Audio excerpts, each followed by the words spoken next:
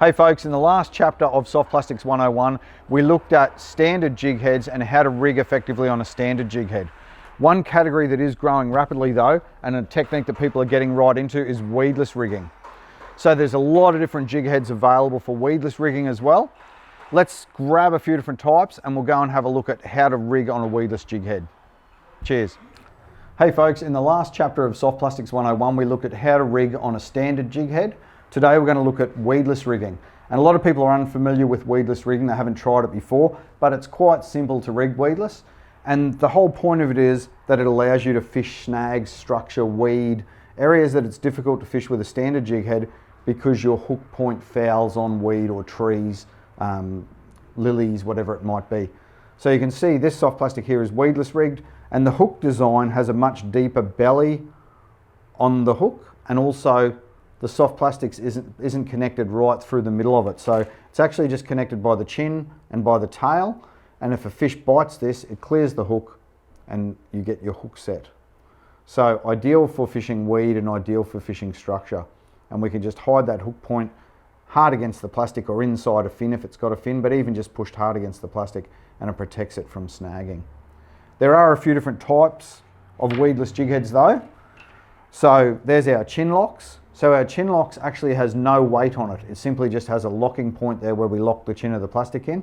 And a Lastec Plastex from Z-Man being 10 times tough and buoyant, you can actually rig that plastic on there and fish it on the surface for that surface bite.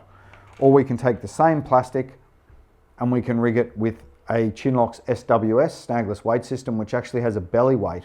So that sits in the jig head and that weight gives it a nice slow fall into snags, prop roots, weeds. You can fish it over the top of snags and then allow it to slow sink down around them and get that bite. And then the other is a snake locks, and the snake locks actually has a head on it. So that's a head that's attached with a stainless steel quick connection.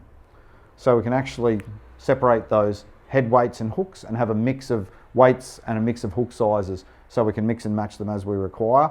And that simply just clips in place to lock our soft plastic in position, ready to go. And that allows us to fish different head weights and different hook sizes in our plastics.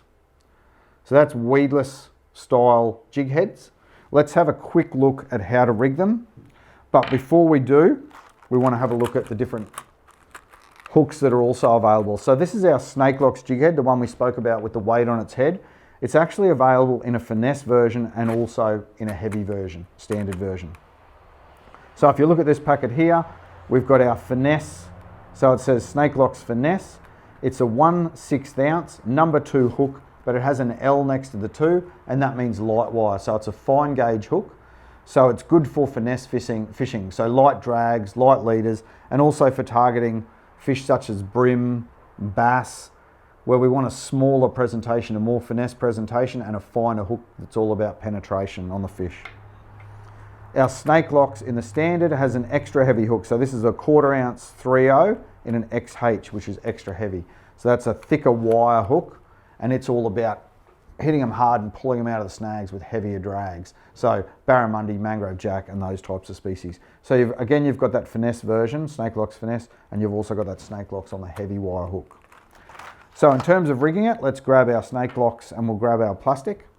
So as we said earlier, all we want to do really is capture that chin of the plastic in here, and we want to capture the tail of the plastic on here and leave the middle of the plastic clear for the fish to bite.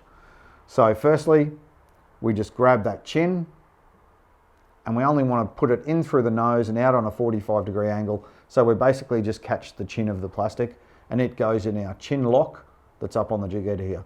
So I then turn the jig head around like a little gun and I'll push that plastic up so that it slides up, and you'll feel it go pop as it locks into that chin lock. So we're now locked in there, ready to go. All we need to do then simply is measure where we want to come through the plastic, where that hook bend needs to go through, and we want to try and get it to go as straight as possible up through there. So what I'll generally do is grab where I want it to go through, I'll bend the plastic around a bit so that it's easier to get the hook point through, push that hook up through and out the back of the plastic, and we can drop it into that slot and we're ready to go. Chase a mangrove jack in structure, or a barramundi, or a bass in amongst the timber, or even a flathead on the weed flats without fouling up as much. So there you go, that's the Snake Locks rigging setup. We also have a much more comprehensive video on rigging weedless, so make sure you check out the website tackletactics.com.au and go to the rigging guide section. And if you check out this chapter of Soft Plastics 101, weedless rigging, you'll also find other videos in there about weedless rigging and how to do it and how to fish weedless as well. So there you go. Hopefully that helps you get a few fish out of structure that you've never fished before. Find the ugliest structure you can find, rig weedless, get that plastic in there, and then see if you can get that fish out. Fish on.